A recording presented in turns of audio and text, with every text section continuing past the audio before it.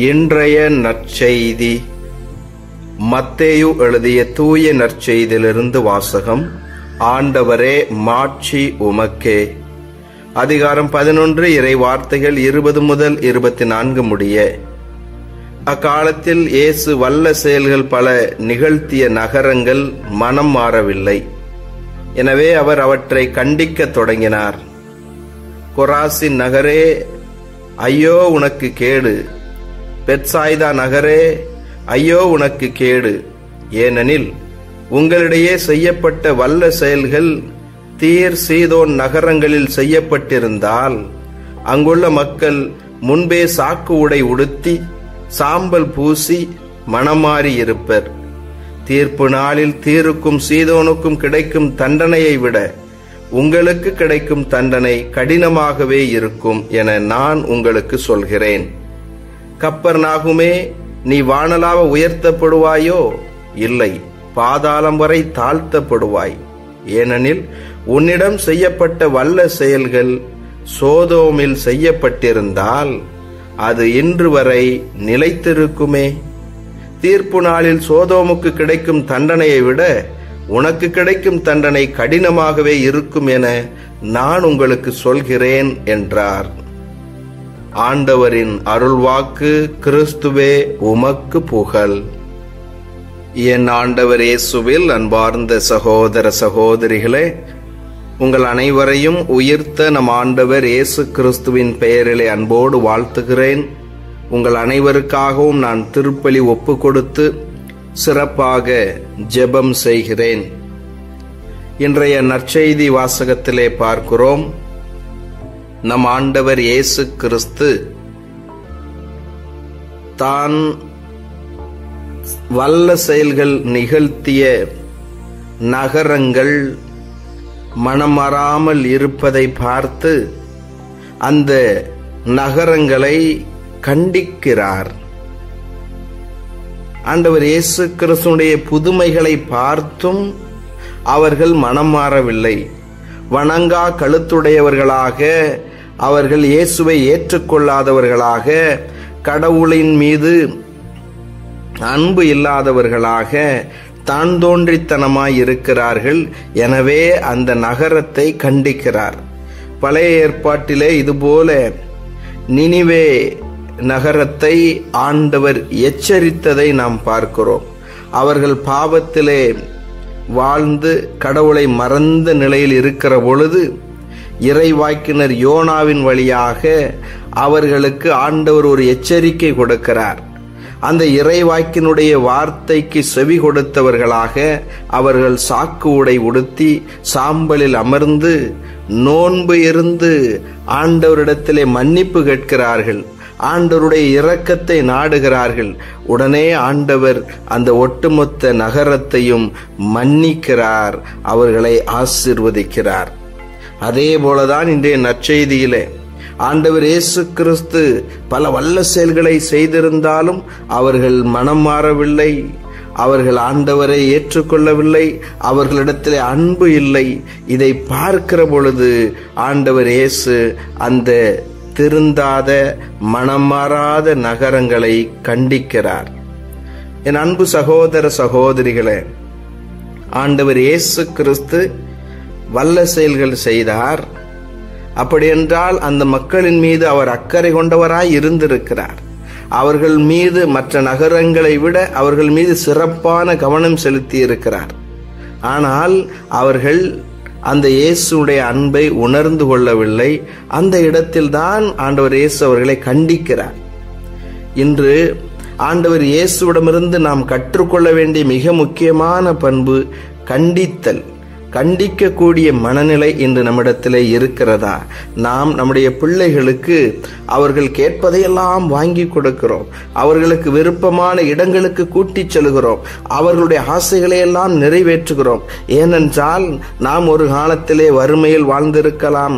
ஒரு காலத்திலே நமக்கு இவைகளெல்லாம் கிடைக்காமல் இருந்திருக்கலாம். அந்த ஏக்கங்களை எல்லாம் நம்முடைய பிள்ளைகளுக்கு எப்படியாவது தீர்த்து வைக்க வேண்டும். அவர்கள் கேட்காமலேயே அவர்களுக்கு தேவையான வசதி வாய்ப்புகளை எல்லாம் செய்து கொடுக்க வேண்டும் என்ற ஆர்வத்திலே நம்முடைய பிள்ளைகளுடைய விருப்பங்களை நாம் நிறைவேற்றுகிறோம். ஆனால் அவர்கள் தவறு செய்கிற பொழுது அவர்களை கண்டிப்பதற்கு நாம் தயாராயில்லை. எனவேதான் அவர்கள் தவறான பாதையிலே போய்விடுகிறார்கள். இன்று குறிப்பாக போதைக்கு அடிமையாக கூடிய சூழல் என்பது அதிகமாக எளிதாக இருக்கிறது. எங்கு பார்த்தாலும் மது போதை விற்பனை செய்யப்படுகிறது. எனவே நம்முடைய பிள்ளைகள் மிக எளிதாக அந்த கூட்டத்தில் சேர்ந்து அடிமையாகுவதற்கான வாய்ப்பு இருக்கிறது. நாம் தான் நம்முடைய பிள்ளைகளை கண்காணிக்க வேண்டும், அவர்களை கண்டிக்க வேண்டும். தவறு செய்கிற பொழுது அந்த தவறை பக்குவமாக எடுத்து சொல்லி சுட்டி காண்பித்து அவர்கள் மனம் மாறுவதற்கு, அவர்கள் சரியான பாதையிலே பயணிப்பதற்கு நாம் உதவி செய்ய வேண்டும். ஆண்டவர் இயேசு கிறிஸ்து இன்று இந்த நகரங்களை எல்லாம் கண்டிக்கிறார் என்று சொன்னால் அவர்கள் மனம் மாற வேண்டும் என்ற எண்ணத்தில் தான், அவர்கள் நன்றாக இருக்க வேண்டும் என்ற ஒரு அக்கறையில் தான். நம்முடைய கண்டிப்பும் இப்படியாக அக்கறை நிறைந்ததான் இருக்க வேண்டும். நம்முடைய பிள்ளைகளை பயமுறுத்துவதற்காக இல்லை, ஆனால் அவர்கள் நல்வழிப்படுத்தப்பட வேண்டும்.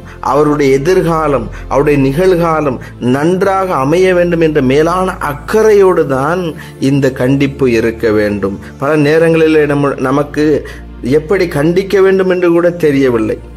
அவர்களை நாம் கண்டிக்கிறோம் என்ற பெயரிலே அவர்களை இன்னும் அதிகமாய் அடிமைப்படுத்தி விடுகிறோம், முடக்கி விடுகிறோம். ஆம் அன்பு சகோதர சகோதரிகளே, நம்முடைய பிள்ளைகளுக்கு நாம் பக்குவமாக எடுத்து சொல்லி அவர்களை நல்வழிப்படுத்த வேண்டும். ஒருவேளை நாம் கண்டித்தால் நம்முடைய பிள்ளைகள் ஏதாவது செய்து விடுவார்களோ என்ற அச்சம் நமக்கு இருக்கும் என்று சொன்னால் நாம் நம்மை சரி செய்து கொள்ள வேண்டும்.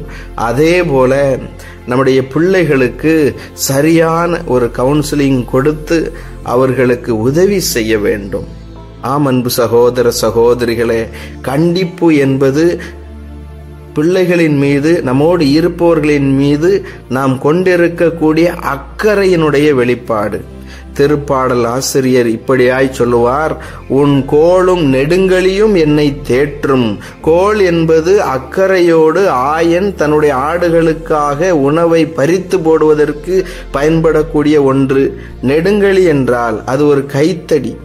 ஆடு தவறான பாதையிலே செல்லுகிற பொழுது அதை அடித்து அதை நல்வழிப்படுத்துவது. இந்த இரண்டும் நம்முடைய கரத்தில் இருக்க வேண்டும். அன்பு, அக்கறை இருக்க வேண்டும், அதே வேளையிலே கண்டிப்பும் இருக்க வேண்டும். அப்படி இருந்தால்தான் ஒரு மனிதன் சரியான பாதையிலே பயணிக்க முடியும். இன்று நாம் நம்முடைய பிள்ளைகளை, நம்முடைய குடும்பத்தில் இருப்பவர்களை தவறு செய்கிற பொழுது கண்டிக்கின்றோமா? பக்குவமாக எடுத்து சொல்லி அவர்களை நல்வழிப்படுத்த நாம் உதவி செய்கிறோமா?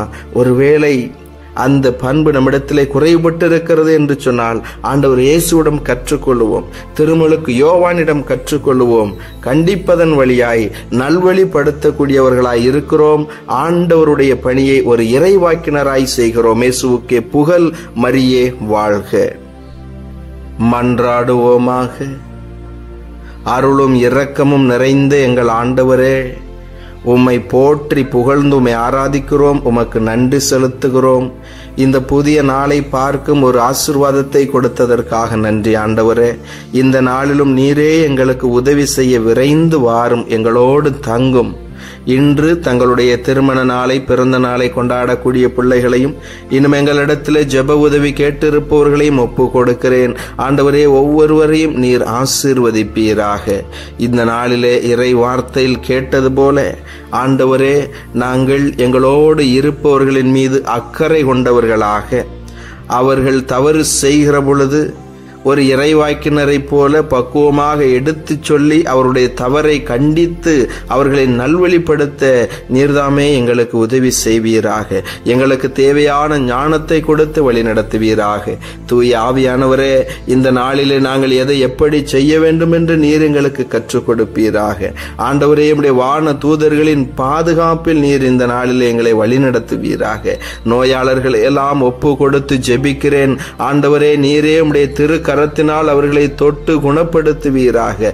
கடன் பிரச்சனைகளிலிருந்து, குடி நோய்களிலிருந்து ஆண்டவரே உம்முடைய பிள்ளைகளுக்கு முழுமையான விடுதலையை கொடுப்பீராக. திருமண காரியங்களுக்காகவும், குழந்தை செல்வத்திற்காகவும், வேலை வாய்ப்பிற்காகவும் நம்பிக்கையோடு காத்து கொண்டிருக்கக்கூடிய பிள்ளைகளுடைய வேண்டுதல்களுக்கெல்லாம் செவி சாய்த்தருளும். இயேசு ஆண்டவரே, நீர் நல்லவர், நீர் வல்லவர். உம்முடைய அதிகாரத்தின் மீது, உம்முடைய வல்லமையின் மீது நாங்கள் நம்பிக்கை கொண்டிருக்கிறோம். இதோ நோயை வா என்று சொல்வதற்கும் போ என்று சொல்வதற்குமான அதிகாரம் உம்மிடத்தில் இருக்கிறது என்பதை 101 தலைவரை போல் நாங்கள் உணர்ந்திருக்கிறோம். எங்கள் மத்தியில் பிரசன்னமாயிருந்து ஆண்டவரே நோய்களிலிருந்து எங்களுக்கு முழுமையான விடுதலையை கொடுப்பீராக. நீரே எங்கள் ஒவ்வொருவருக்கும் நற்சுகம் கொடுப்பீராக. இதோ நோயை குறித்து பயந்து கொண்டிருக்கக்கூடிய பிள்ளைகளுக்கு ஆண்டவரே நீர் தைரியம் தாரும். நீரே அவர்களுக்கு ஆறுதலை கொடுப்பீராக. நீரே அவர்களுக்கு இளைப்பாறுதலை கொடுத்தருளும். ஆண்டவரே, உம்முடைய வசனத்தினால் நீரே எங்களை ஆசீர்வதியும், எங்களை தேற்றும். ஆண்டவரே, இதோ இந்த நாளிலும் எங்கள் மத்தியிலே வாழ்ந்து மரித்தவர்களை எல்லாம் நினைத்து பார்க்கிறோம். அந்த ஆன்மாக்களுக்கு நித்திய இளைப்பாறுதலை தாரும். ஆண்டவரே, இந்த நாளிலே நாங்கள் செய்யக்கூடிய எல்லா காரியங்களையும் ஆசீர்வதிப்பீராக. மனச்சோர்வோடு கவலையோடு இருக்கக்கூடிய பிள்ளைகளுடைய துயரங்களை எல்லாம் ஆண்டவரே நீர் மகிழ்ச்சியாய் மாற்றி தருவீராக. இந்த நாள் வெற்றியின், ஆசீர்வாதத்தின், மகிழ்ச்சியின் நாளாக எங்கள் ஒவ்வொருவருக்கும் அமைய வேண்டுமாய் எங்கள் ஆண்டவராகிய இயேசு கிறிஸ்து வழியாக தந்தையை உம்மை பார்த்து மன்றாடுகிறோம். ஆமென்.